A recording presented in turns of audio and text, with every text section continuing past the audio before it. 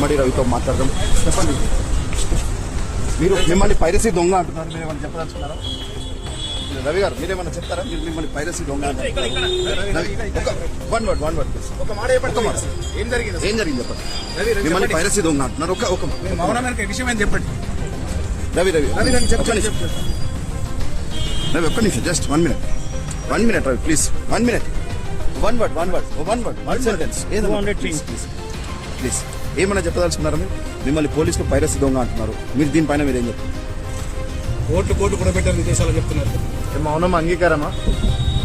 మీరు నేరం చేసి ఒప్పుకుంటున్నారా? రవి ప్లీజ్ 1 word ఏదన్నా చెప్పండి.